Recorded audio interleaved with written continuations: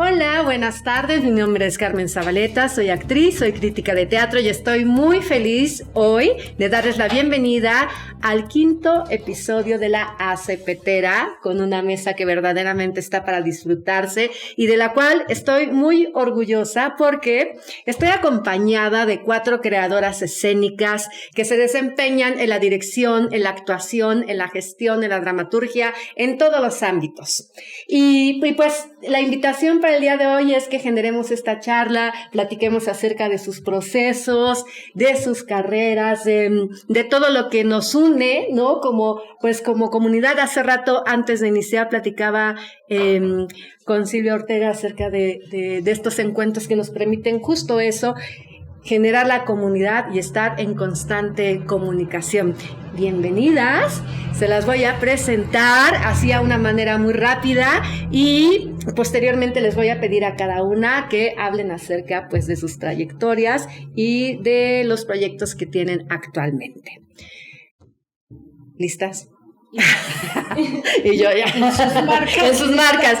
Bueno, pues en primer lugar, les presento a mi queridísima Zaide Silvia Gutiérrez, actriz, gracias, directora, productora, es integrante de la Compañía Nacional de Teatro y actualmente está celebrando 50 años de trayectoria artística. ¡Wow! Muchísimas felicidades. Gracias, muchas gracias. Y se desempeña en el teatro, el cine, la televisión, en todos los ámbitos que tienen que ver con esta profesión. Un gusto que estés aquí, Zaide. Muchas gracias, muy honrada.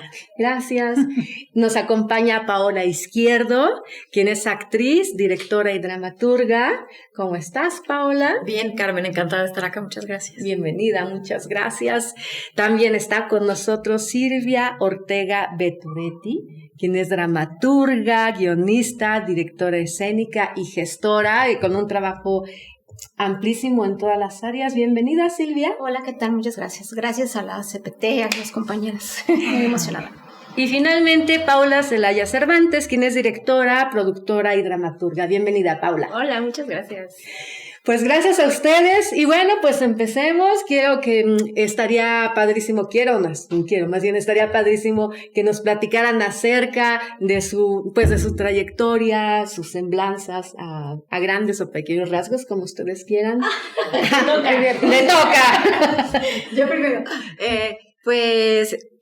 Soy actriz, estudié teatro en la misma escuela que Carmen, en la Escuela Nacional de Arte Teatral. Ahí mismo estudié también la maestría en pedagogía teatral. Recientemente me he dedicado al teatro, pero enfocado baterías, ánimo, estudio, hacia la comedia física y el cabaret. Y me gusta mucho y lo disfruto muchísimo. Y actualmente tengo un proyecto que me hace muy feliz, que no es cabaret, pero es cabareteado, que es dramaturgia de mujeres del Renacimiento y el Barroco, que pues no son desconocidas a la mayoría y que yo las estoy descubriendo y soy muy feliz. Bueno, ya llevo unos 4 años investigando acerca de ellas de manera independiente y pues voy a estrenar un primer montaje. Estoy haciendo videos históricos y algunas lecturas y ya estrenó el primer proyecto en noviembre de este año. Yo quiero ir. Yo también. Sí. ¿Y esas mujeres qué te han dicho? ¿Qué has descubierto de ellas? Pues que eran mujeres con agencia, a pesar de que se creía que no la veía socialmente, pero la dejan ver, aunque acaban en matrimonio múltiple, como era esperable en los finales de la época, muchas de las escrituras, la agencia se ve en el trayecto, se dan chance de imaginar otros mundos posibles. Hay quien gobierna un país, hay quien toma las armas contra otro país, que se dan un momento chance de las dramaturgas de que las personajes habiten pues otros mundos posibles. Y bueno, yo creo que ellas no lo llegaron a saber en su época, pero yo creo que fueron contribuciones para que nosotras en nuestra época podamos hacerlo. Sin duda. Muchas gracias, Paula. Zaire, queridísima Zaire. Bueno, pues yo tuve un llamado vocacional muy temprano para la actuación. Estudio actuación desde los 10 años. Estudié en el Instituto Andrés Soler, que entonces pertenecía a la ANDA, donde ahora estoy dando clases de actuación para retribuir a mi alma mater, así como lo hice para la UNAM en su momento. Claro. Y bueno, soy licenciada en literatura dramática y teatro, y durante la pandemia hice una maestría en mindfulness. He hecho estudios independientes sobre bioenergética y las he aplicado a la actuación, así que tengo 3 cursos de actuación que instrumenté sobre territorialidad y lenguaje corporal con estudio de carácter que aplico personalmente o en mi labor docente. Eso está maravilloso, o sea, reencontrarte con la energía y además después de esta trayectoria tan amplia, ¿no? Que has estado en todos estos ámbitos, cine, teatro, televisión. ¿La energía qué te dice hoy? Pues que hay que saberla manejar, porque luego la andamos malgastando en cosas que nos retribuyen mucho, pero la energía tiene una liga muy particular con la concentración y sobre todo con el proceso de comunicación. Cuando un creador está centrado, puede ser mucho más contundente, y bueno, tengo ahí algunos axiomas que procuro seguir en escena como directora y como maestra y como actriz. Y bueno, actualmente estoy en la Compañía Nacional de Teatro preparando un próximo estreno de poesía contemporánea que se llama Sendero de Suicidas. Es la significación de un libro de poemas de Rubén Rivera, premio Aguascalientes 2021. Y voy a empezar a ensayar bajo la dirección de Martina Costa una obra de Carlos Pascual sobre un mito mexicano. Qué maravilla, muchísimas gracias. Gracias a ti. Paula. Sorpresa. Cuéntanos. Sí, soy Paula Celaya, yo soy traductora, soy dramaturga, soy directora, soy guionista también, bueno, deseando serlo. Yo estudié literatura inglesa y teatro en Canadá, estuve 5 años en Vancouver y estudié como las 2 carreras al mismo tiempo, y entonces fue bonito descubrir ambas al mismo tiempo y descubrí la dirección escénica al mismo tiempo que la dramaturgia, y entonces pues a eso me he dedicado los últimos años. Acabo de terminar temporada de Lobas, que estuvo en el Foro Lucerna, que fue una cosa increíble. Primera vez en mi vida dirigiendo a tantas personas, fueron 10 actrices en escena, y 3 personas que también cubrían personajes, entonces al final eran 13 personas en un salón de ensayo, y fue un rato enorme y fue increíble, fue padrísima esa como cantidad de energía de tantas mujeres, tan padre. Dirigí El Hilador, y le escribí, Sasha Spot, que estuvo en el Centro Cultural del Bosque, 245 actos de maldad extraordinaria, y también he dirigido obras que no he escrito, entonces como que hago de las 2 cosas, aunque lo que más me gusta es dirigir cosas que he escrito. Especialmente me he descubierto como dramaturga junto a mi amiga Ana González Bello, y descubrir que podemos escribir súper padre juntas. Ella es actriz y entonces tiene una visión y un entendimiento de cómo funcionan los textos, que a veces yo no tengo acceso a ello, porque yo no soy actriz, no, o sea, le tengo mucho respeto a los actores y actrices porque es algo que yo no podría hacer. Entonces parte como del gozo de escribir junto con mi amiga Ceci. Entonces en esas estoy dirigiendo ahorita una obra que se llama Creadores de Mundos, y que estrena el 12 de septiembre en la teatrería, y que también hice la traducción. Entonces pues ya veremos cómo nos queda. Y sí, en esas ando. ¿Y la palabra o la dirección? Es una pregunta un poco injusta, yo lo sé, pero ahora que lo cuentas, ¿no? ¿Palabra o dirección? O sea, si tuviera que elegir uno, creo que no podría vivir sin escribir. No podría, o sea, a veces siento como energía, electricidad en el cerebro, y es porque necesito escribir, o sea, es algo que es una necesidad, pero también escribo para poder dirigir, o sea, escribo las cosas que quisiera dirigir y al mismo tiempo dirijo para poder escribir. O sea, hay veces que hay ciertas cosas que necesito ver plasmadas y poder hacerlas, entonces como que para mí va de la mano. Me rompería el corazón escribir algo y no dirigirlo yo, y ver a la gente ir y divertirse. La verdad sí, es que para mí es como, no me gustaría escribir ni cuento ni novela ni cosas así, porque para mí lo padre es la colaboración. Entonces escribes esta cosa y luego te unes a otra gente y la haces juntas, como que me parece... Pero si tuviera que elegir, la dramaturgia más que la dirección, pero con mucha dificultad. Muchas gracias, Paula. A ti también. Silvia Ortega Betoretti. Bueno, yo soy dramaturga, directora escénica y guionista. Yo empecé primero estudiando comunicación y después vi que definitivamente lo que más me gustaba era el teatro. Dejé todo y me fui a estudiar teatro en la escuela de Margules y en Casa del Teatro. O sea, mis maestros para mí son Ludwig Margules y José Caballero, ¿no? Y ya a partir de ahí empecé a dirigir desde los 2000 y a escribir igual guión y dramaturgia desde entonces. La realidad es que yo nunca me atreví a dirigir mis textos hasta más reciente. Siempre concebí como la dirección escénica aparte de la dramaturgia. Yo creo que por mi generación un poco las disciplinas estaban muy divididas y después decías, oye, no, se pueden las dos, incluso es un trabajo más de laboratorio, de investigación, y entonces empecé ya como a cruzar esa frontera, ¿no? Y entonces empecé ya a dirigir mis propias dramaturgias, ¿no?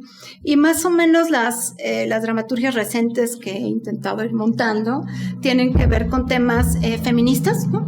Y con temas históricos. Me gusta mucho la historia, entonces por ahí ahorita recientemente tengo una trilogía que Paola por ahí dirigió una de esas obras, una sobre Leona Vicario, otra sobre Benito Juárez, que tiene que ver con la independencia, la reforma y la revolución, pero vistas desde personajes muy con ciertas particularidades en sus visiones, ¿no?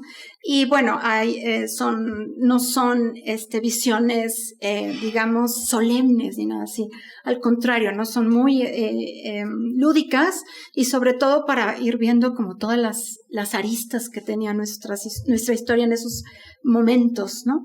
Y la última, que en esa estoy trabajando ahorita, es sobre Madero y la Santa Niña de Cabora, que es un personaje que se llama Teresa Urrea, que existió y que Madero básicamente se inspiró mucho en ella para hacer todo este movimiento revolucionario, ¿no? Entonces, por ese ángulo me quiero ir y, bueno, dirigí recientemente una obra que también fue como de laboratorio, se llama Mrs. Shakespeare, y un poco sobre los personajes femeninos de William Shakespeare, ¿no?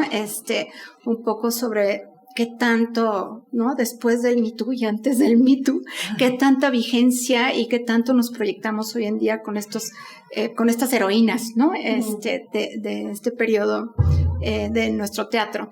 Y ahorita voy a dirigir una obra también de perfil de tema feminista en una trilogía de una dramaturga que se llama Paulina Barros, ¿no? Entonces, bueno, ahí ando con eso y he ido pues aprendiendo como a trabajar y a juntar todas mis digamos, siento que hay mucho ¿cómo decirlo? Conocimiento dramático, ¿no? Que he podido aplicar en mi trabajo como guionista, ¿no? Hago mucho guión de ficción y documental. El documental me encanta, ¿no? Para televisión pública, etcétera, ¿no? Entonces, bueno, por ahí combino de todo e intento hacer, pues, lo mejor que puedo, ¿no? ¿Y de qué hay algo a lo que te sientas más cercana, la ficción o la historia?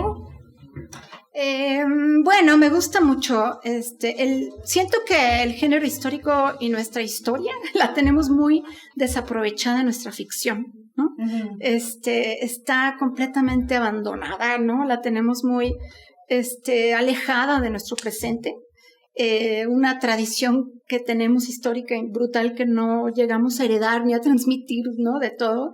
Y siento que ahí me interesa mucho como investigarlo bien. Incluso en la ficción para televisión, que casi está muy ¿no? Son producciones que a veces piensan que es muy, costosa, etcétera, ¿no? Y buscas la manera de poderlo colar, digo, por ahí, ¿no? Entonces, bueno, es ficción en realidad cualquier género, ¿no? Pero el histórico en particular me gusta bastante en este momento, ¿no? Y bueno, por ahí hago también, decían, un poco de gestión, ¿no? Tengo un proyecto que se llama Transdrama, que lo empecé en 2014, que es, pues yo digo que es un encuentro de dramaturgias experimentales y lo enfoqué mucho en dramaturgias iberoamericanas, ¿no? pensando en que tenemos nada más compartimos un lenguaje, ¿no? Sino que también había posturas políticas muy similares en esos años, ¿no? En 2014, pues, ¿no? Entonces, hasta ahorita he logrado hacer 6 encuentros que son como mitad subvencionados y mitad son como producción independiente. Y bueno, tiene la característica de que son encuentros para llevar a cabo pues atrevernos a hacer, ¿no? Explorar, hacer como laboratorios con tutores que traemos de diversos países. Uh-huh. Y estos encuentros, pues se trata de eso, de explorar narrativas, sistematizar procesos, y creemos mucho que la teoría surge de la praxis, ¿no? Entonces, un poquito por ahí va ese encuentro, que esperemos volver a tener. Ojalá que sí, es esencial. Pues tenemos origen, tenemos historia, tenemos energía, tenemos escritura, ficción, todos estos temas nos tocan de alguna o de otra manera, y yo quiero que, bueno, ahora ya nos adelantaban un poco, pero que nos cuenten ¿por qué hacer teatro? Esa es una pregunta que nos las hacemos siempre las mañanas a veces, ¿no? ¿Por qué sigo de necia? ¿Qué necesidad tengo? Sí, ¿qué estoy haciendo? ¿No? ¿Otra vez? ¿Por qué? ¿Por qué? ¿Otra vez? ¿Por qué? ¿Otra vez yo primero? Quien quiera. Sale. Quien quiera, Saide, gracias. No, mira, hay algo que quisiera decir que es muy importante que Silvia mencionó, y es que sí, la formación teatral y artística históricamente ha cambiado muchísimo. Cruzar estas fronteras entre la actuación y la dramaturgia y la gestión y la dirección escénica o la docencia ha presupuesto una energía muy particular para personas de mi generación. Si bien yo empecé muy temprano, a los 10 años, pues la verdad es que he tenido que sobreponerme a ciertos criterios, como que en México creo que es el único país donde no se consideró al actor como un creador hasta muy recientemente, y eso avalado por los criterios del Estado, dígase FONCA, donde las becas para actores eran para ejecutantes, que no se les consideraba creadores, y después avanzó y ya era para intérpretes, y ahora parece ser que ya está considerado un actor como creador escénico. Sí, a mí me ha costado cruzar esas fronteras, pero finalmente la esencia es crear una vida en el escenario. ¿Por qué hacer teatro? Porque el teatro, y más en estos momentos, además post encierro de pandemia, es una actividad indispensable para la sociedad, porque el teatro es un ritual presencial que convoca a la comunidad, donde se crean vínculos. Hay un filósofo que se llama Byung-Chul Han, coreano-alemán, que ha subrayado la importancia del ritual en nuestra época, porque ahí creamos memoria y creamos vínculo y creamos comunidad. Ahora que todos nos comunicamos con nosotros mismos y tenemos un discurso muy particular con nuestros instrumentos, es indispensable que recurramos a esta actividad humana, que no es que pase de moda, sino que es un elemento indispensable para crear no solo comunidad, sino para crear criterios e incluso discutir sobre la civilidad. ¿Por qué hacer teatro? Porque es un ritual humano, porque es una convivencia en presente y porque nos hace una tribu que pareciera que quisiéramos olvidar, pero es una actividad indispensable para el ser humano. Sí, y sí, completamente. Y respecto a esta visión del actor como creador, la actriz como creadora, pienso incluso en los programas de Manu, ¿cuántas veces no encontramos los créditos y dice elenco, dirección, equipo creativo? Yo siempre me pregunto ¿por qué? O sea, las actrices y los actores no somos equipo creativo, ¿o cómo? ¿Desde dónde está visto? ¿no? Y todo este aprendizaje es indispensable. Pues en México ha habido este proceso de no considerar al actor, y eso viene por las influencias que tuvieron algunos directores de muchísima injerencia y muy importantes, creadores de actores en nuestro país, que importan teorías también fundamentales e indispensables para cualquier creador, por supuesto, de la supermarioneta de Gordon Craig, en donde aparece, antes había aparecido la figura del director como el gran orquestador, como el gran titiritero,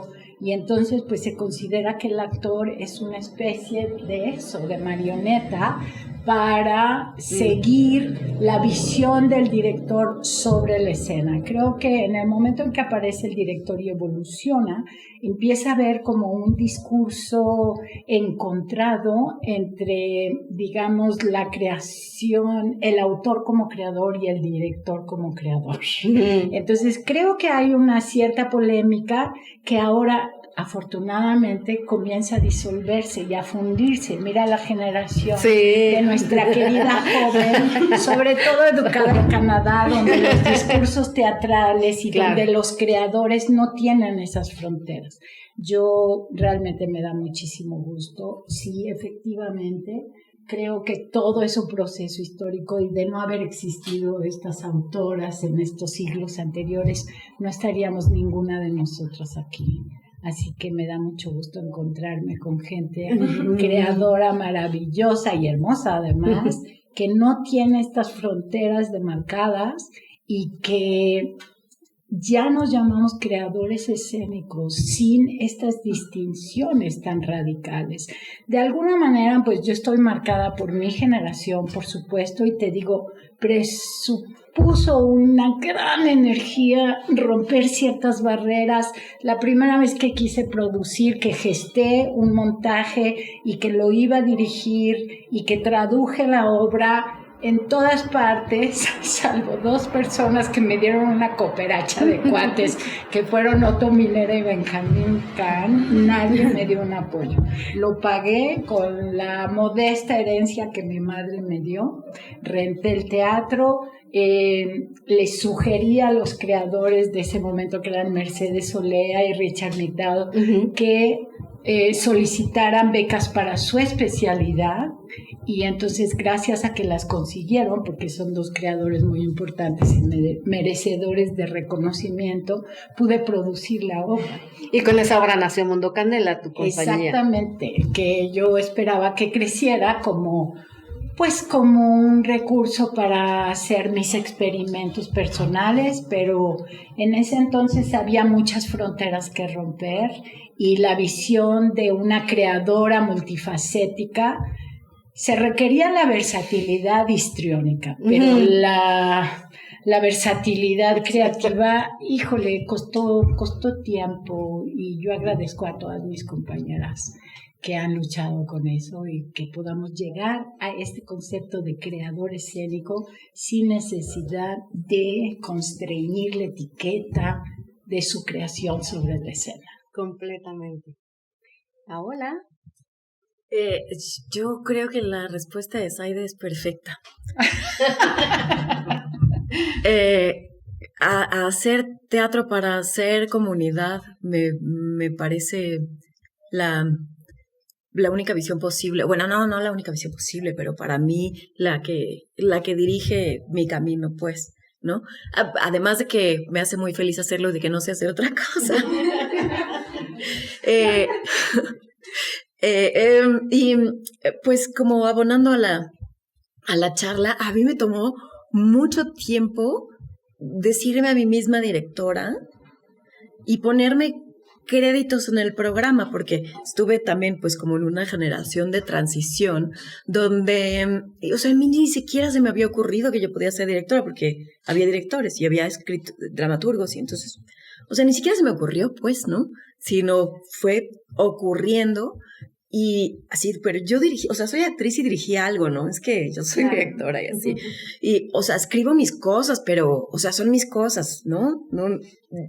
Yo no me llamo dramaturga, ¿no? Y pues me hice también una trayectoria produciendo mis propias cosas. Productora sí me gustaba llamarme, porque pues eso... Pues porque las mujeres eran productoras, ¿no? Siempre eran las que eran la asistente de dirección o la productora, sí eran las mujeres. Pero era una costumbre, ¿sabes? Era como, pues me da pena usar un título que me queda tan lejano, para el que hay que tener tantos méritos. Y pues ahora asumo que soy una creadora. Una parte por necesidad, pero otra parte porque puedo. En mis proyectos, el último... pues no escribí porque necesitaba que fuera un texto que no fuera mío. El dramaturgo muy generosamente, mi queridísimo Cuthberto, me dio chance de hacer lo que yo quisiera con el texto. Entonces pues sí le hice algunos acomoditos, pues, pero no es texto mío, es de Cuthberto. Y llamé a un muy querido amigo también, quien es para dirigirme en la escena, pero la dirección artística es mía, y la escenografía, y la música, y la iluminación, y el espacio, y el vestuario, todo, ¿no?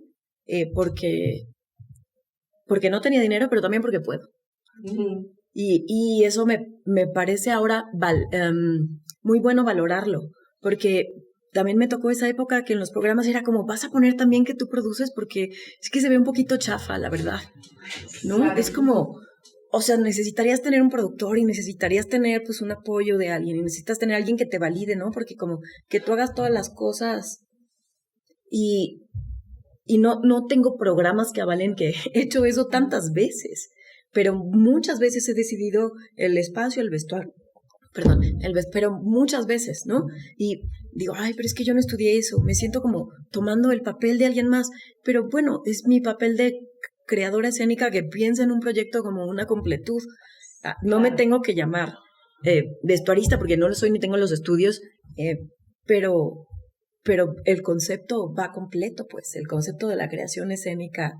Y si de pronto tengo la fortuna de tener compañeros creadores en el mismo proyecto a los que les pueda pagar, pues está increíble. Pero de todos modos participo de todas las áreas, pues me considero muy productriz. Ajá, sí. Como pensarlo pues desde ahí, desde el completo, pienso en los objetos, en el espacio, ha sido maravilloso cuando he tenido compañeras al lado creadoras de sentarnos juntas y entonces imaginar la luz juntas.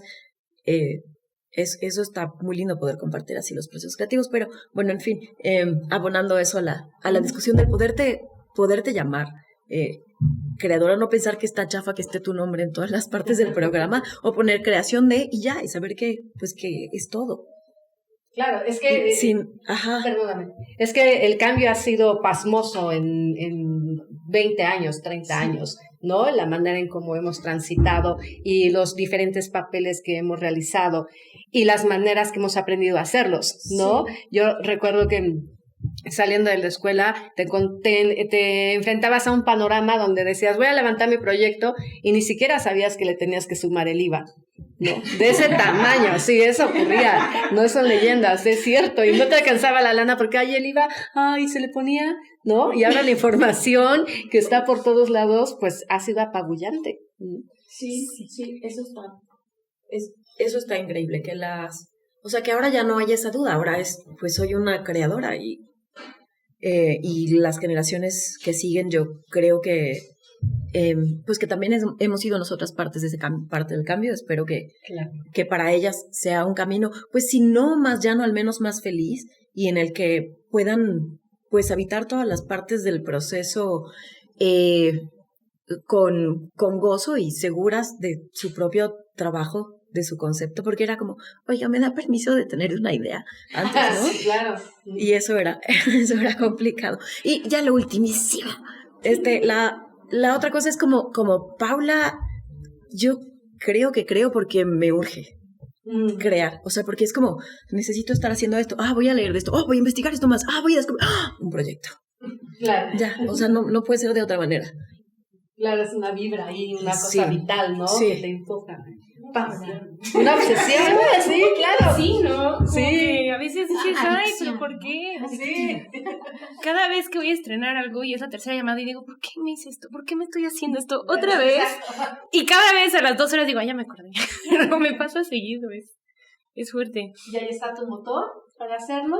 Sí, o sea, es mi motor. La verdad es que empecé a hacer teatro para mí y ya después empecé a descubrir por qué más, ¿no? Pero siempre me sentí como un bicho raro un poquito, de niña y de adolescente, y los lugares donde me dejaba de sentir como bicho raro eran la ficción, o sea, viendo películas y leyendo. No iba tanto al teatro de niña, como que fue algo que descubrí después.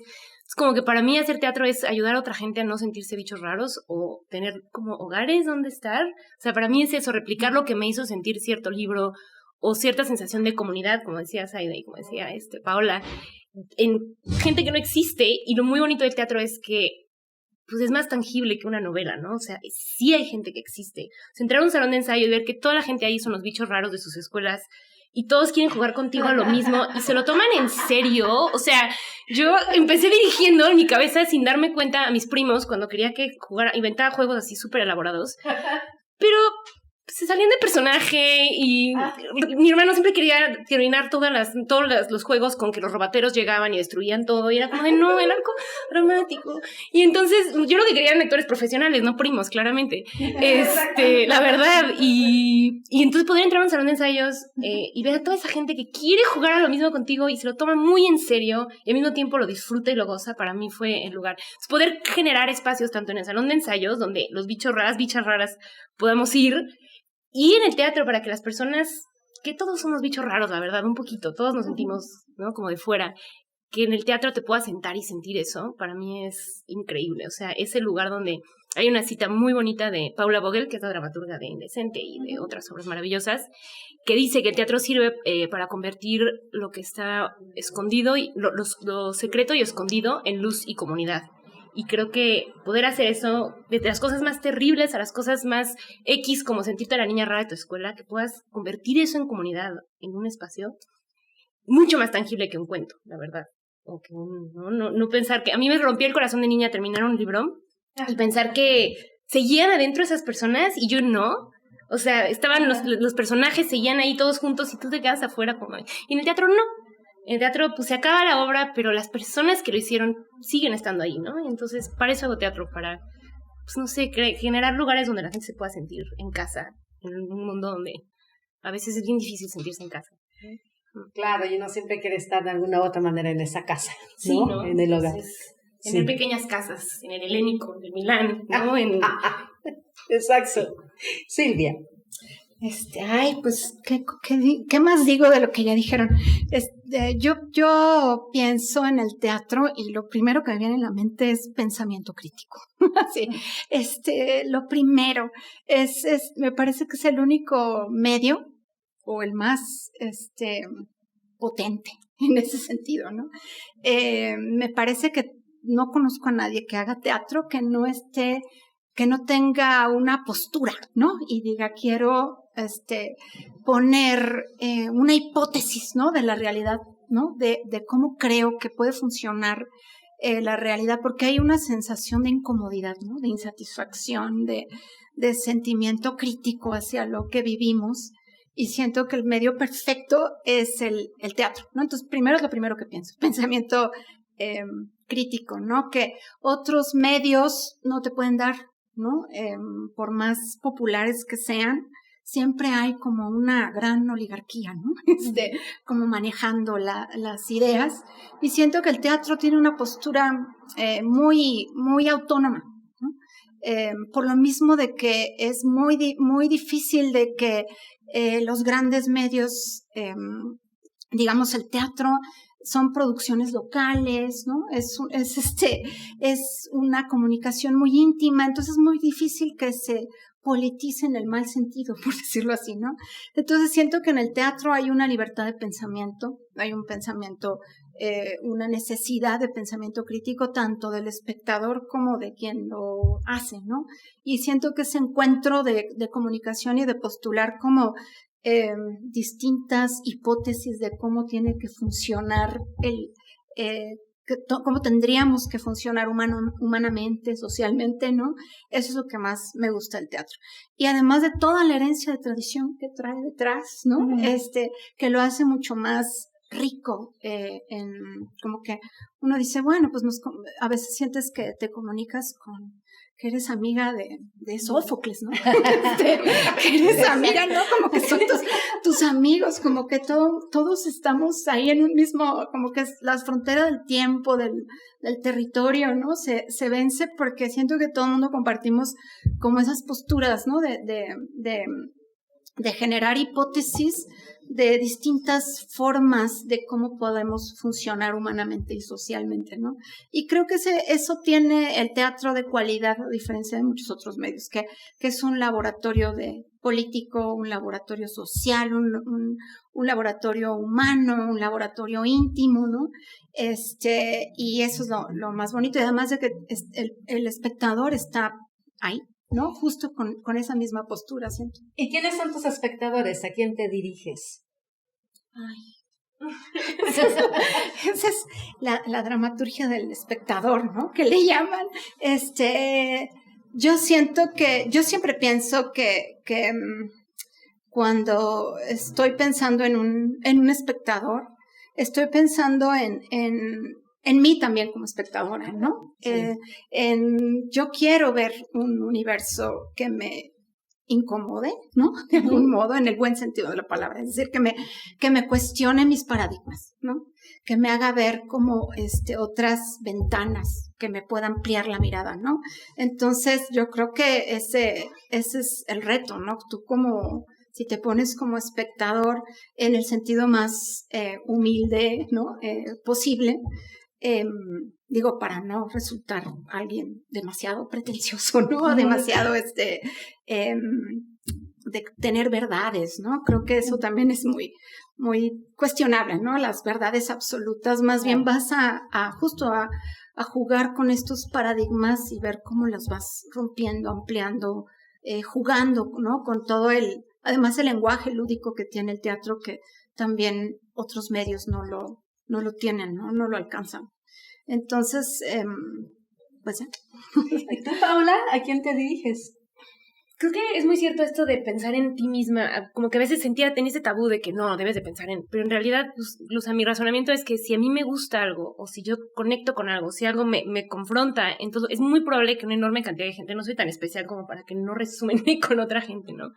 Entonces, en gran parte, para mí, sí, para las cosas que se me antoja ver, pensando en que probablemente hay mucha otra gente que sea como yo, que quiera ver lo mismo.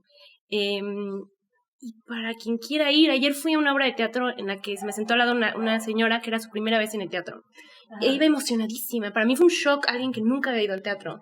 Venía de visita me parece, de Torreón, solo pasaba una noche en la Ciudad de México y decidió que lo que quería hacer en la Ciudad de México era ir al teatro. Y me emocionó muchísimo, muchísimo verla ahí.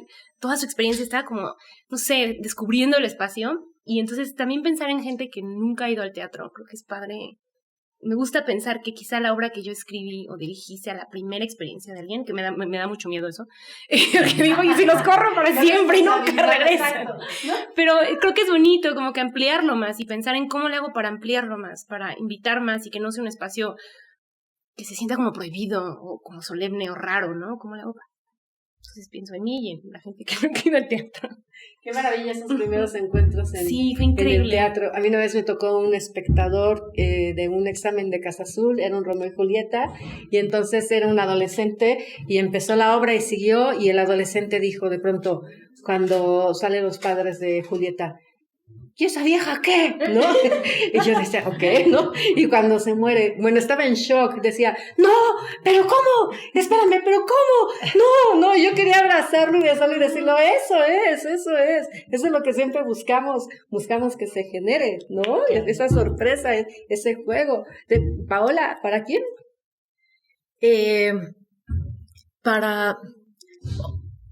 Pues igual que Paula, no sé si estoy pensando en a quién le hablo, sino pues qué es eso que me duele, que me incomoda, que me indigna y que espero que haya alguien que lo quiera escuchar y que pues es demasiado pretencioso pensar que va a sanar mientras me oye, pero al menos pienso que se va a sentir acompañada. de saber que hay alguien más o alguien es más que de pronto viven pues ese mismo dolor. Y ya. Los dolores compartidos son menos, ¿no? Y las enseñanzas escénicas se potencian. Yo pienso que sí. Yo pensaba cuando me cambié de carrera, porque estudiaba ingeniería bioquímica. Pensaba y empecé a estudiar porque quería hacer algo bueno para la humanidad, ¿no?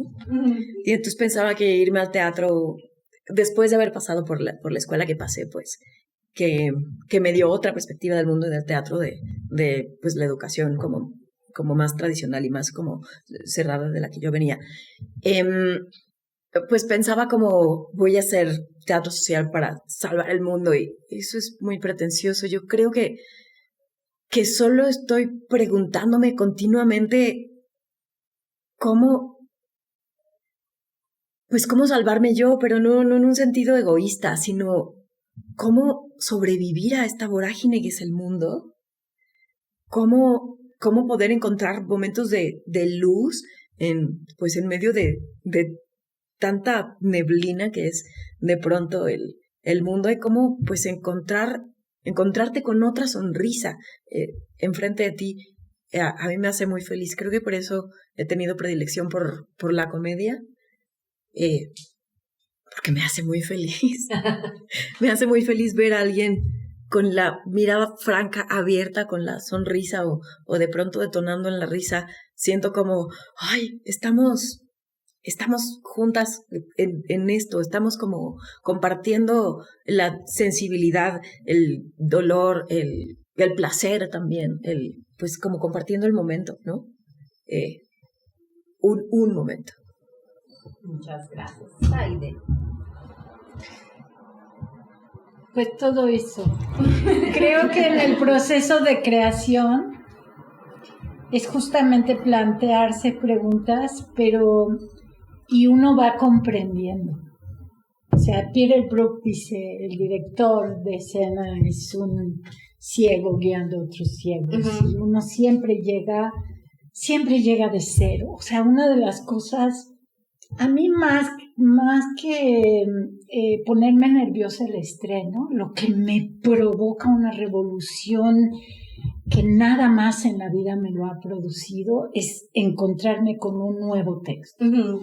Y entonces lo tomo y no puedo soltarlo. Una vez que lo leo y que sé que voy a estar involucrada en ese proyecto, no lo puedo soltar y me hago muchas preguntas, y creo que en el proceso no es que las vaya resolviendo, sino que voy comprendiendo. Por ejemplo, en este proyecto de Sendero de Suicidas, yo pedí estar en ese proyecto porque yo me sentía muy alejada de la comprensión del suicidio. Y he aprendido muchas cosas. Entonces, yo sí hago teatro muy egoístamente, primero para mí, para ver cómo puede expresarse y fluir lo que me compone y descubrirme. Y nunca ha habido, de verdad, en 50 años, una función donde no me sorprenda que haya público. Digo, ahí en el teatro, porque no imagino que los trajo, no sé muy bien por qué se interesaron, no sé cómo hicieron para llegar hasta ahí en un punto determinado, a una hora estricta, con la intención de presenciar un evento que ya sé que muy rápidamente se puede ser calificado de no me gustó, sí me gustó, o qué padre. Claro. Y de pronto ellos mismos tienen una experiencia. Entonces, yo creo que el público o los públicos, ¿no?, que dicen que son varios y diferentes, yo no acabo de comprender ese concepto más o menos reciente. Pero, bueno, voy a decir la pública, ¿verdad? Le publiqué. Para mí es un ente anónimo que de alguna manera está dispuesto a absorber para acompañar al que va comprendiendo y en ese acompañamiento hay un diálogo que es absolutamente real. No diálogo no es que sea locuaz, no es que sea a través de la palabra, pero todos sabemos estando en escena que la respiración, el silencio, la risa son momentos de vínculo y de entendimiento con lo que sucede ahí. Incluso el más absoluto silencio, cuando hay públicos que no quieren ni respirar porque están absolutamente ahí. Para ese momento, para esos momentos, creo que yo hago teatro porque ahí siento una profunda conexión, un profundo estar con el otro en el momento presente. No hay mayor presente que el evento teatral. Y para llegar a ese presente, a ese momento, ¿cómo lo hacen? ¿Cómo son sus procesos creativos? ¿Ven un texto justo y se enganchan de él, lo imaginan? ¿Son imágenes? ¿Depende de la obra? ¿Cómo es que van llegando ahí, a esos puntos para gestar? Porque al final, yo no tengo hijos y creo que esto no solo es un dato un poco sin importancia ahora, sino lo que quiero decir es que montar una obra es gestar. Es un hijo, ¿no? Tú lo piensas, lo imaginas, lo creas, lo vas formando y después lo sueltas para que agarre su camino y pues a ver cómo se relaciona con el resto del mundo. Entonces, ¿cómo es que llegan a ese punto? A esta gestación. ¿Cómo es su gestación?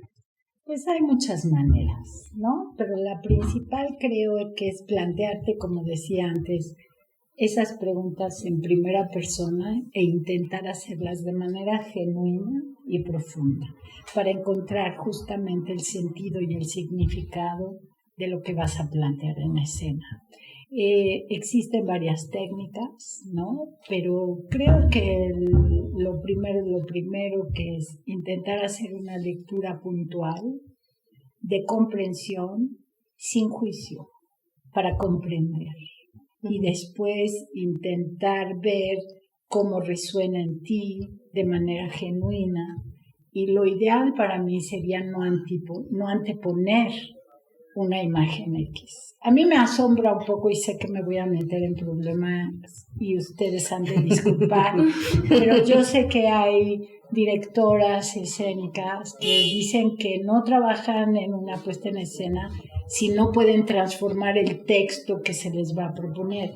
Y eso me parece anteceder al encuentro con una propuesta filosófica, porque finalmente el teatro, como bien dice Silvia, es una cuestión filosófica.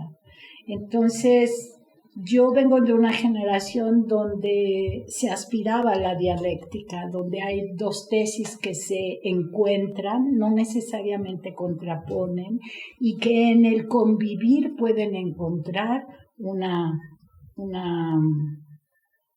respuesta o un punto, digamos, compartido y que deviene de ambos conceptos.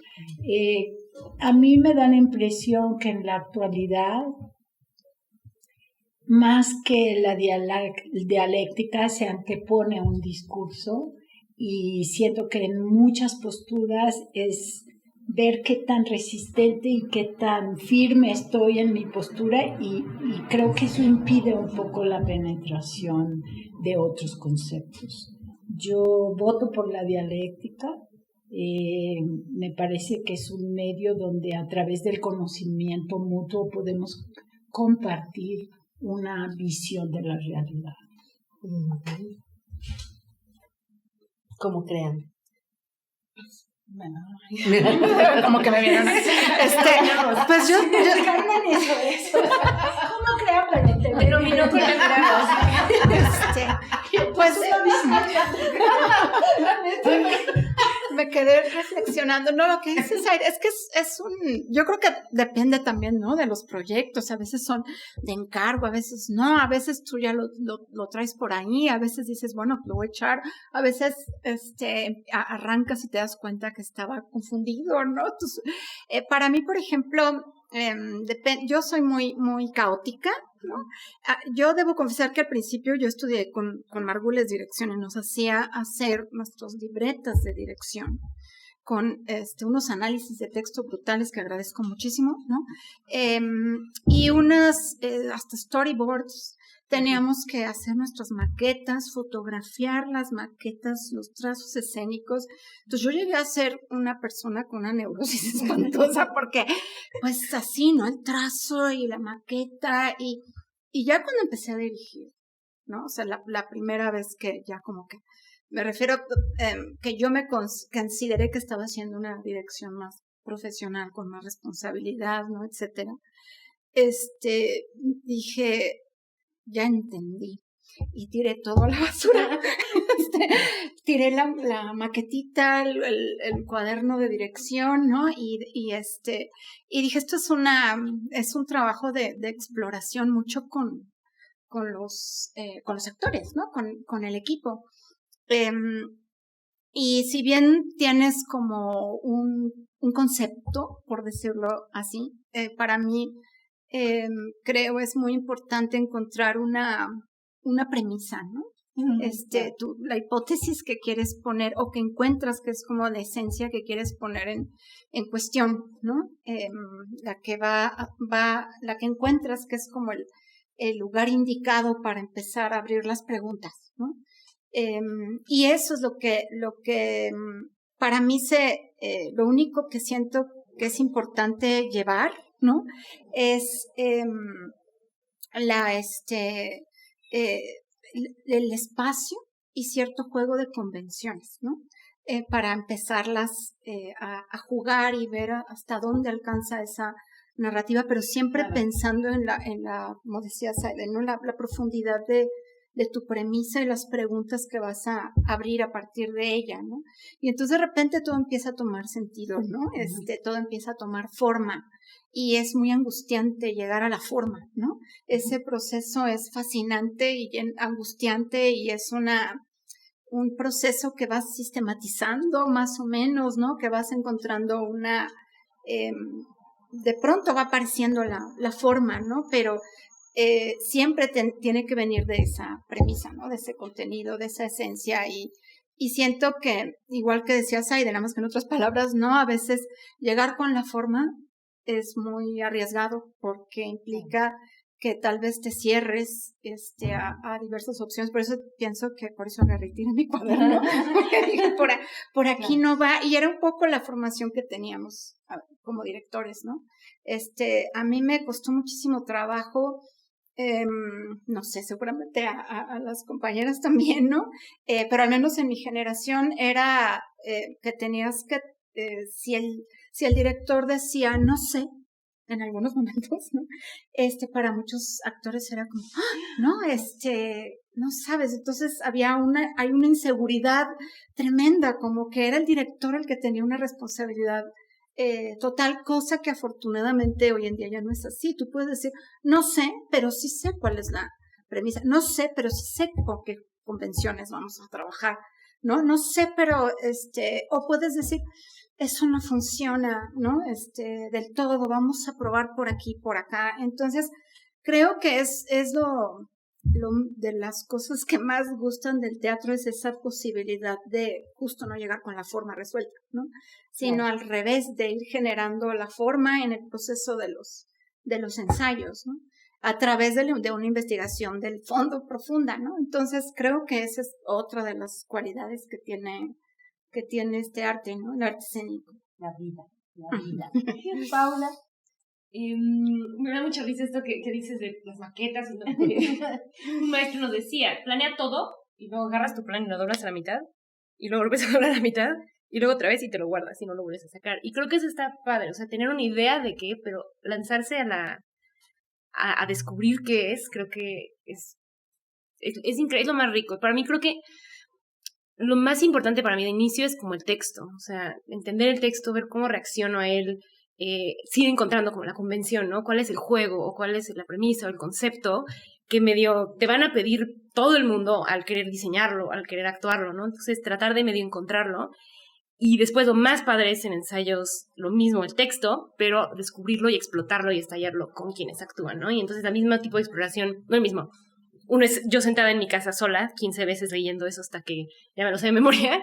Y lo siguiente es con quienes lo van a actuar, cada momento ir explotando y encontrando qué es, y o sea, yo las palabras y yo tenemos así una, entonces es encontrar, y es muy bonito, porque una cosa es leer una cosa, pero otra cosa es tratar de ayudarle a alguien que la va a actuar, y cómo le da sentido, y cómo se transforma, y las actrices son una cosa más maravillosa del mundo, o sea, algo que leí 17 veces, o que yo misma escribí, y que pronto alguien lo agarra, lo lee, y lo entiende en una forma en la que no se me hubiera ocurrido, es lo mejor. Digo, ¡ay, es un genio! ¿Cómo no se te...? O sea, ¿cómo? ¿Qué? Y reentiendes tu obra. Hay veces que estrenamos la obra y digo, yo escribí esto, porque se siente diferente nada más de cómo lo interpretan y lo entendieron, y cómo también la interacción con el público lo transforma. Entonces sí, para mí siempre es, o sea, lo que me enseñaron y que hago siempre es el texto, y quienes lo actúan. Ahí es donde estalla y es divertido. Y para llegar a escribir un texto, lo que decía Paola, ¿no? ¿Qué preguntas tengo? O sea, ¿qué cosa me está torturando en este momento? ¿Qué cosa no puedo soltar? ¿Qué cosa regreso constantemente como pregunta? ¿Qué quiero explorar o qué hipótesis tengo? Y es chistoso ver obras que escribí antes y ver cómo quizá hay cosas que ya no me interesan, pero en su momento era la pregunta del momento, y así atacarla hasta el cansancio, hasta que quizá no tengo una respuesta, pero deja de torturarme. Creo que por ahí es donde decido qué escribir y cómo. Ahora, yo con profunda obsesión. Yo puedo actuar varias obras al mismo tiempo, muchas, pero dirigir no, solo una, porque ocupa todo mi tiempo de pensamiento. Así veo, leo, investigo, dibujo, hago notas, como no necesariamente ordenadamente, porque a veces es una imagen de una escena, otra imagen de otra escena, o juegos. Lo que trato de imaginar son pretextos, juegos escénicos para plantear en una escena, y que entonces a partir de este juego algo suceda, algo en lo que puedan pues encontrarse las personas, encontrar alguna conexión. Me ha pasado muchas veces obsesionarme técnicamente, sobre todo como técnica actoral, y eso es muy estresante para los equipos de trabajo, porque soy muy obsesiva, así de la perfección y de la precisión y de así. Entonces, he tendido a buscar plantear un juego donde la gente pueda habitar más cómodamente y más felizmente, en vez de pensar en la precisión del espacio o del trazo. Para mí la imagen visual es fundamental. Creo que tengo una parte plástica frustrada. Y entonces yo me imagino las escenas en objetos, en colores, en formas, en el espacio. Y entonces de pronto el juego es a veces visual y no necesariamente lo entiendo hasta que lo veo. Claro. Sí. Y en este campo de creación, en este terreno tan fértil, los retos son muchísimos, ¿no? Los retos como mujeres son todavía más. ¿A qué se enfrentan? Pues una quisiera pensar que no, que no, porque a veces pienso que es un pretexto como conmigo misma, así de claro, es que no me tratarían así si fuera un señor, y entonces trato de quitarme eso de la cabeza para pensar pues qué estrategias comunicativas. Creo que ese es mi reto principal y cotidiano, y al que tengo que enfrentarme con mucha regularidad. A construir un lenguaje que pueda ser común con las personas con quienes estás trabajando, para que sea comprensible para todo mundo, tratar de quitarme los prejuicios de si soy o no soy alguien, sino tratar de pues de que quienes estamos y quienes somos podamos comunicarnos fluidamente, podamos pues construir un ambiente de trabajo en el que vayamos hacia la misma dirección, tratar de tener objetivos comunes. Creo que ese es como uno de los retos más frecuentes. Y bueno, como estoy muy acostumbrada a trabajar sola, pues el reto de la comunicación para mí es mayúsculo. Retos en sus trabajos. Silvia. No, pues son muchísimos, ¿no? De entrada, digo, no sé si la pregunta iba ahí por ese asunto de género, ¿no? Por una parte, pero bueno, yo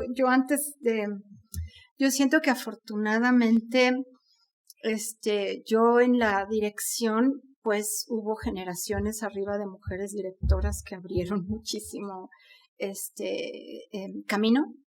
De tal modo que cuando yo empecé a dirigir, la verdad es que éramos muy pocas mujeres directoras, Sí. y muchísimas que dirigían sin saberlo o sin ponerse con este síndrome del impostor, ¿no? Sin ponerse totalmente el crédito, ¿no? Creo que había muchísimas creadoras escénicas sin saber que había una creación escénica total, ¿no? Detrás del trabajo que se hacía. Entonces yo creo que son actualmente, y gracias también a las nuevas generaciones, ¿no? De mujeres creadoras, pues hemos encontrado como un lugar donde ese reto de lucha de género por ganar ciertos espacios, ¿no? Se ha ido abriendo, ¿no? De tal modo que estamos aquí hablando nosotros de lo que nos interesa, nos gusta, y además a mí me encanta ver el trabajo de las compañeras, ¿no? De las colegas, me encanta porque ves otro tipo de sensualidad, otro tipo de erotismo, otro tipo de creación, ¿no? Otro tipo, o sea, sí realmente, yo sí percibo la diferencia de miradas, ¿no? Uh-huh. Entonces, bueno, ese por un lado. Por otro lado, creo que el gran reto, al menos para mí, es poder la producción, ¿no? Claro. ¡Qué barbaridad! Es increíblemente difícil poder levantar un proyecto, poderlo producir, poderlo difundir, poder encontrar el espacio, poder encontrar a los compañeros con los cuales se aventuren, ¿no? A tener este tiempo para, pues, crear, ¿no? Es bien difícil, bien difícil. Los presupuestos, y realmente de pronto dices, bueno, ¿qué hago? Me puedo morir de hambre, porque por otro lado este idealismo que nos lleva a hacer el teatro, esta necesidad de hacerlo, al mismo tiempo está con un obstáculo enorme que es lograr producirlo, ¿no? Claro. Y cada vez los subsidios son menos, cada vez también, incluso la formación de públicos cada vez es menor, ¿no? Entonces creo que el reto está en cómo seguir haciendo teatro,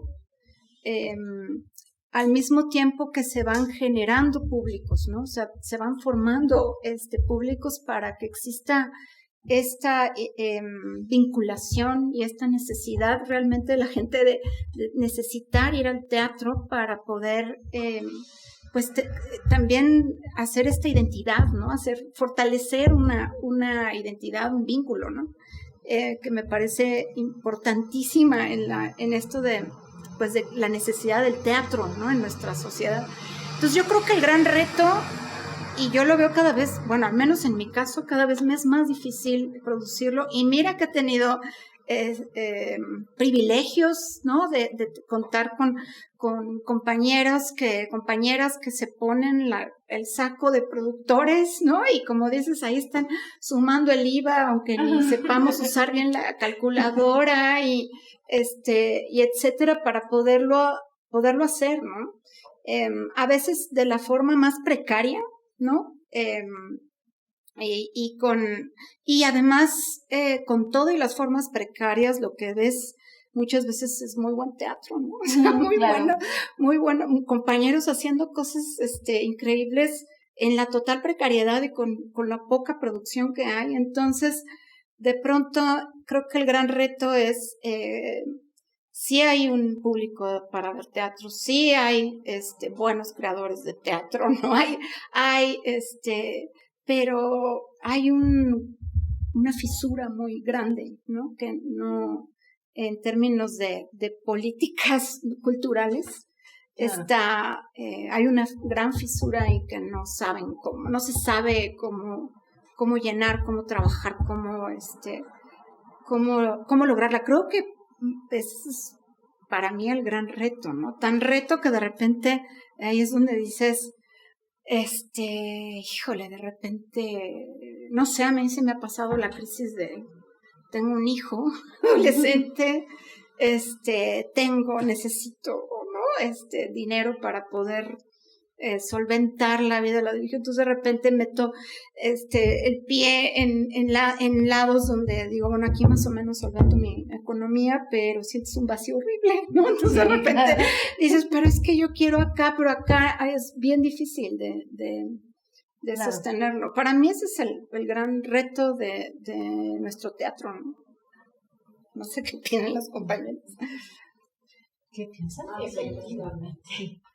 Bueno, mi primer reto es ser genuina y confrontarme conmigo misma.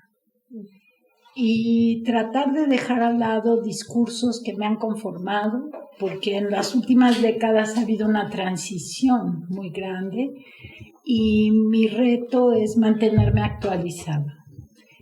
Ahora sí que en pensamiento, en cuerpo, en conocer a los nuevos creadores, a las nuevas creadoras, a las que componen desde una perspectiva ya distinta o con ciertos visos que en nuestra formación hace unas décadas no eran posibles.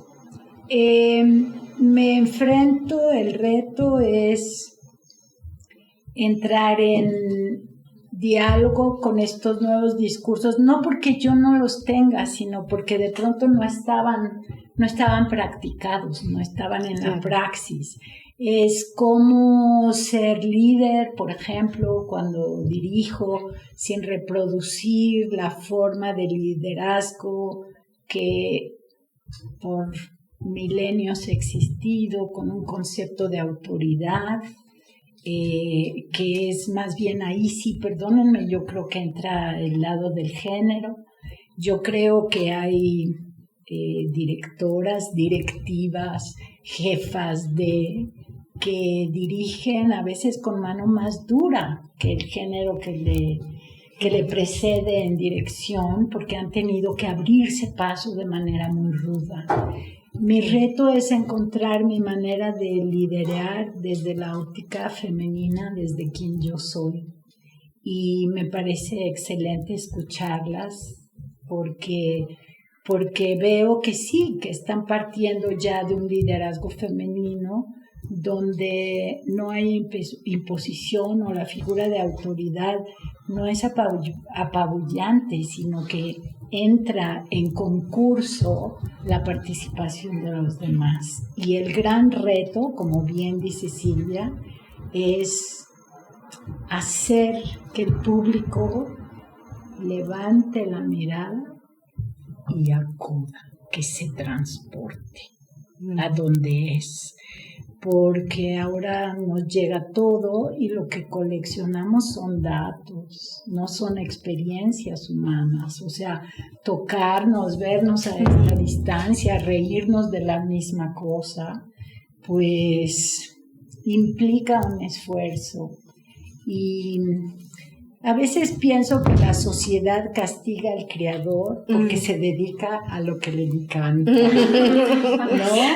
Entonces se nos dice que no somos merecedores, nos imponen una estricta dieta económica, o sea, nos hacen voltearnos de cabeza, pero somos tan tercos porque somos tan felices ahí. En el momento en que piso un escenario, de verdad no hay cosa, bueno, hasta se me eriza la piel del goce que tengo, y creo que hay una falta de comprensión de lo indispensables que somos para la sociedad.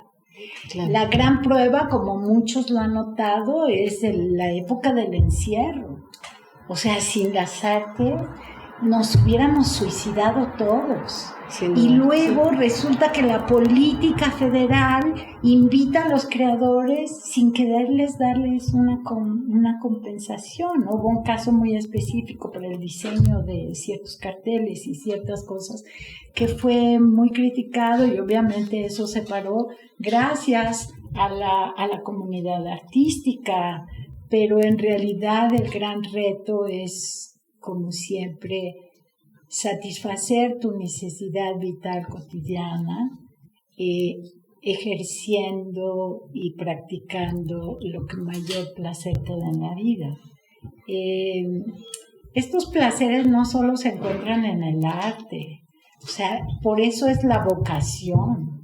Aquellos que se dedican y tienen el gran gusto y la gran fortuna de dedicarse a lo que su vocación les demanda, es gente muy feliz. Lo terrible es que hemos compuesto entre todos unas sociedades que imponen ciertas actividades para subsistir donde no existe el placer. claro. Y el gran reto, pues, es intentar compartir el placer con los demás.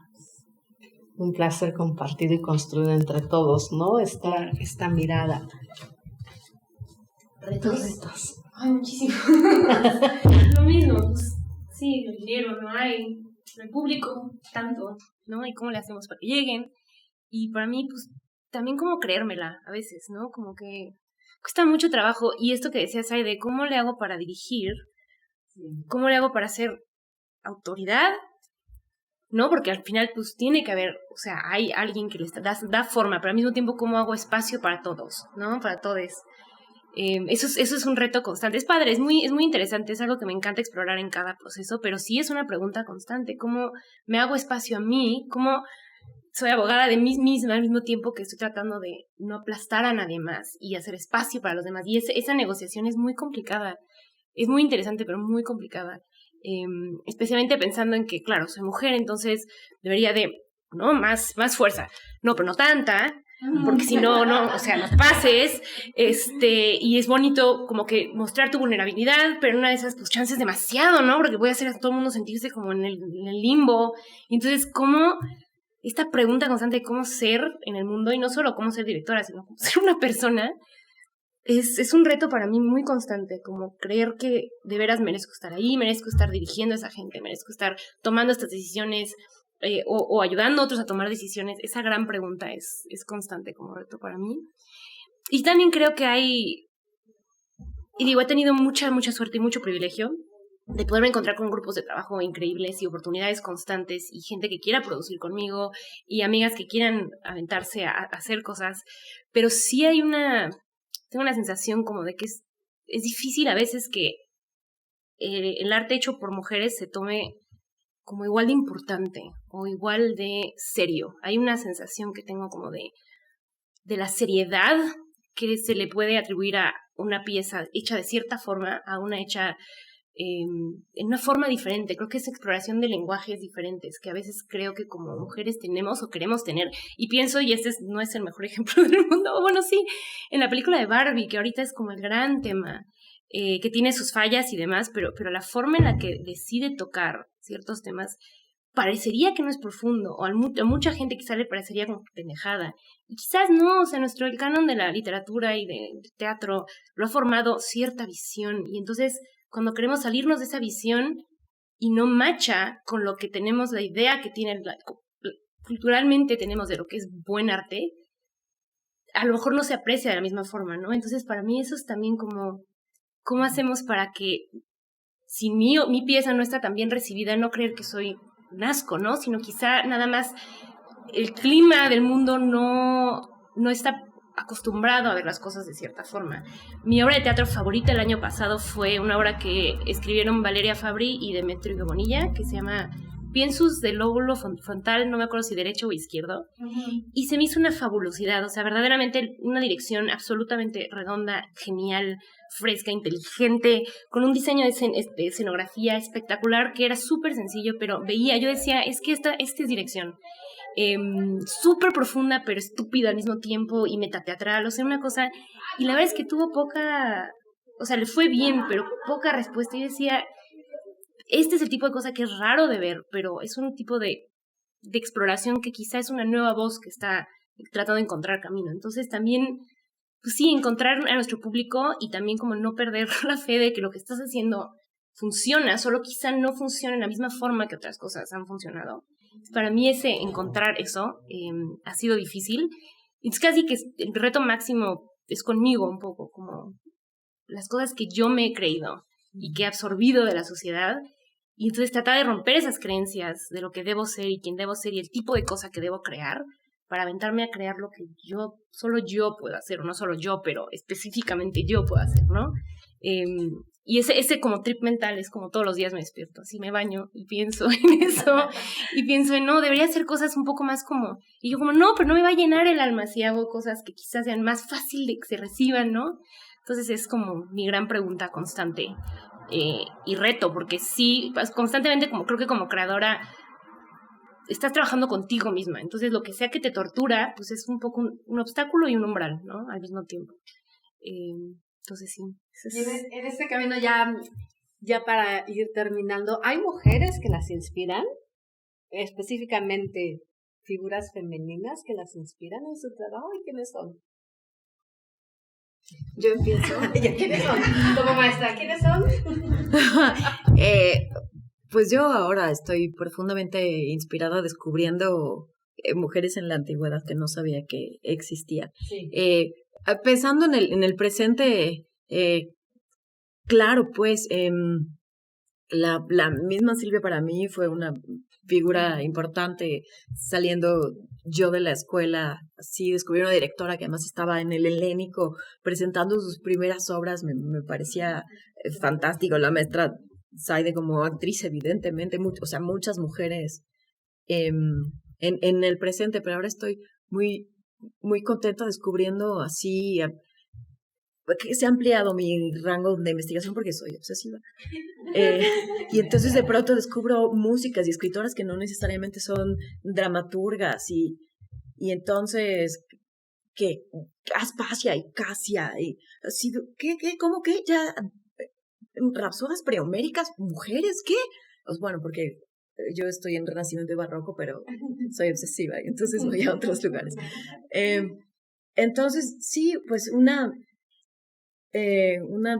jovencita del siglo XIX que publica su primera obra musical a los 14 y, o sea, a mí me parece profundamente inspirador y me encanta estar descubriendo que esto no es nuevo y que entonces hay, o sea, si hubo quienes lo pudieron hacer a pesar de las dificultades en su tiempo, ahora que tenemos sí dificultades, pero también un montón de privilegios y un montón de puertas abiertas,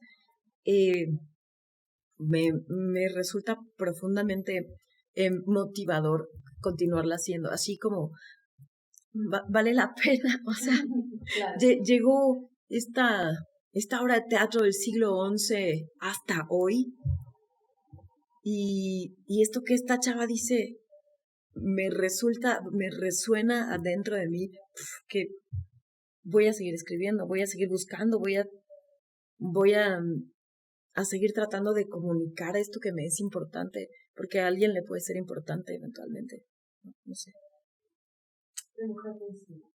Ahorita esto me tienen muy inspirada las futbolistas que están jugando en el Mundial Femenil en estos momentos, o sea, los partidos están difíciles de ver porque son en la noche, pero meto a ver como pedacitos de partidos o comerciales que están haciendo marcas grandes sobre estas jugadoras y te metes a los comentarios y por cada 2 comentarios buenos y apoyadores hay 25 de las cosas más horribles y misóginas que se puedan imaginar, y ver estas chicas que tienen 18, una de ellas tiene 16, verlas jugando, o sea, a pesar de que ese es el clima al que se enfrentan, porque si las cosas son difíciles en otros ámbitos, creo que en el del fútbol ha de ser una cosa muy complicada. Seguro cosas increíbles y personas que se están aventando por apoyarlas, pero mucha gente que no.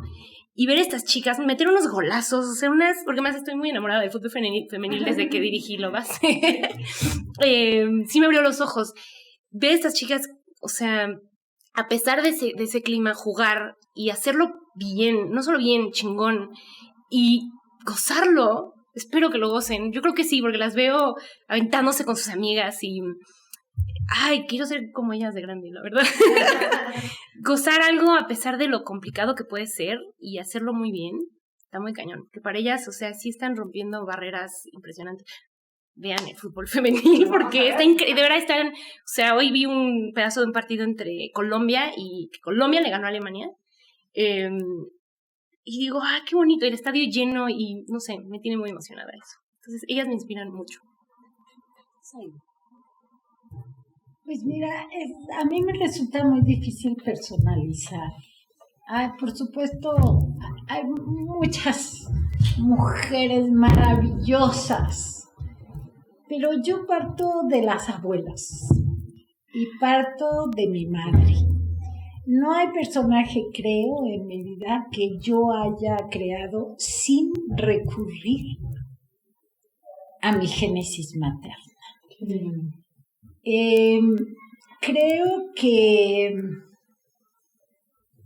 todas somos producto de mujeres valiosísimas que primero que nada se enfrentaron al parto, que es un proceso muy peculiar,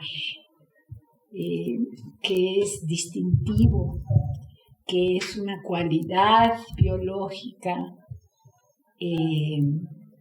y que tenemos la responsabilidad de educar moral y éticamente a la sociedad, y esto sí como por herencia, ¿no? La madre es la fuente, y a mí las abuelas, las mujeres que deciden vivir de manera longeva, me parecen las más grandes guerreras, porque se han enfrentado toda su vida a obstáculos y a distinciones que son sumamente crueles. Si yo viera a un varón en tu persona, diría, es un gran especialista, porque no se conforma con su contexto, sino que busca y va a la raíz, a la fuente, a las ancestras. Pero ella se define como obsesiva. Y no es obsesiva, es grandemente especializada, le gusta llegar a la raíz, es un pensamiento verdaderamente especializado, puntual. Lo que describes como obsesivo no es más que la investigación que se les pide a los doctores en las universidades. Y esto de la especialización me da pie para abrir un pequeño paréntesis, y no quiero que se me quede en el tintero, que es que estas etiquetas que teníamos de tú eres actriz y no puedes ser directora y por lo tanto no eres creadora, y tú eres actriz y no puedes ser dramaturga, y el haberte podido cruzar todo eso es un concepto de la sociedad de la especialización y de la individualización de la actividad. Y cuando yo las escucho a ustedes, yo me siento arrobada.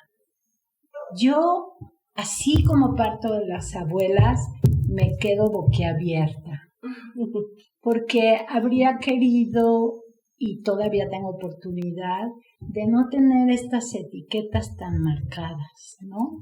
Yo recuerdo que hasta hace poco puse Zaide Silvia Gutiérrez, creadora escénica, pero no porque pueda atravesar etiquetas, sino porque cuando estoy en la escena o compongo algo para la escena, estoy creando. No necesito ser directora para ser creador, y no necesito ser actriz para poder crear en el instante.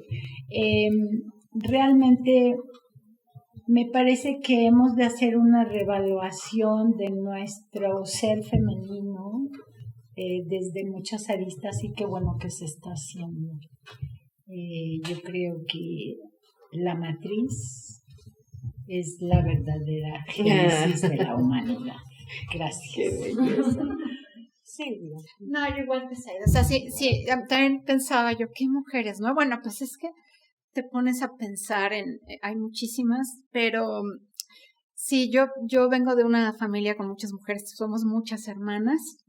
y para mí, mi abuela, que en paz descanse, falleció hace ya muchos años, pues es una sobreviviente, ¿no? Y mi bisabuela, ¿no? Desde la revolución, mi abuela, lo que le tocó vivir. Además, mi abuela fue, pues, madre soltera, prácticamente, ¿no? Mi abuela materna, y teníamos ella y yo una relación muy íntima. Y creo que a mí, yo sí tengo no sé si es un prejuicio, no, pero siento que las mujeres cuando creamos, no sé si sea una generalidad, creo que siempre estamos buscando estos vínculos íntimos, ¿no? Estos linajes, estas conexiones íntimas. Creo que esa es una particularidad de nuestro discurso. Sí tomamos con mucha seriedad la intimidad, ¿no? Y creo que a mí esa me parece que sí es una particularidad, porque yo soy una gran espectadora de teatro y a mí, yo cuando empecé a hacer teatro, una de las cosas que me chocaba un poco era que veías puras direcciones masculinas en un 98% de lo que se veía en el teatro, y no me gustaba a mí, por ejemplo, cómo se presentaba la sexualidad femenina, el cuerpo de una mujer.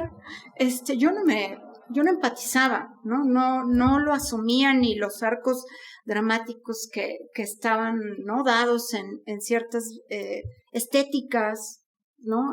Que no me gustaban. Yo creo que también eso es lo que dije, yo quiero decir, ¿no? Porque no era un discurso que me parecía que intimara conmigo, ¿no? Entonces, para mí, lo mejor que nos ha pasado es que las mujeres en las artes escénicas nos asumamos como creadoras escénicas, lo cual creo que nos ha costado muchísimo trabajo, porque antes, sí, como bien dices, Aide, además de la especialización, creo que para una mujer o era actriz, ¿no? Casi, o era productora, ¿no? Para ver la visión racional, intelectual, ¿no? De las estéticas del varón sobre los escenarios, ¿no? Y de pronto, y pasa también en la pedagogía, ¿no? De repente ves un montón de maestros, y me acuerdo porque, bueno, ahí va el chisme. No, en algún momento, cuando surgió el Me Too, convocaron en una escuela donde yo estaba dando clase, pues a todos los maestros de, pues, ¿qué está pasando? ¿No? Bla, bla, bla. Y entonces yo decía, ¿qué está pasando? Todos los maestros convocados, éramos como 60 fácil, y había 3 mujeres maestras. Entonces dije, pues es muy claro lo que está pasando, ¿no? Entonces decía, y cuando cuando doy clases de dirección escénica o de dramaturgia o de guionismo, ¿no? Que de repente ves a las chicas cómo te ven, ¿no? Como una posibilidad de decir, bueno, puedo cruzar todas estas fronteras, yo puedo perfectamente dirigir, escribir, claro. Sin ningún tipo ¿no? Porque antes era como, no, eso es muy difícil, eso es solo unos cuantos elegidos, porque son unas eminencias, ¿no? Como si otros discursos no tuvieran validez o una perspectiva contundente, fuerte, concreta, ¿no? Como para poder tomar estos espacios. Entonces, yo cada vez que pienso en que hay una dirección, una creación de mujer, yo soy feliz, salgo corriendo y le aplaudo enormemente, porque eso, creo que entre más se pueda ampliar, ¿no? La mirada en ese sentido, pues es fantástico. Entonces, yo sí nos aplaudo. Muchísimas gracias, muchas gracias. Aplausos para ustedes. Gracias por compartir esta tarde. Gracias, Paula, Silvia, Zaide, Paola. Muchísimas gracias por acompañarnos y pues los esperamos en un próximo capítulo de La Cepetera. Estamos felices de esta creación y esta matriz unida. Gracias. Muchas gracias.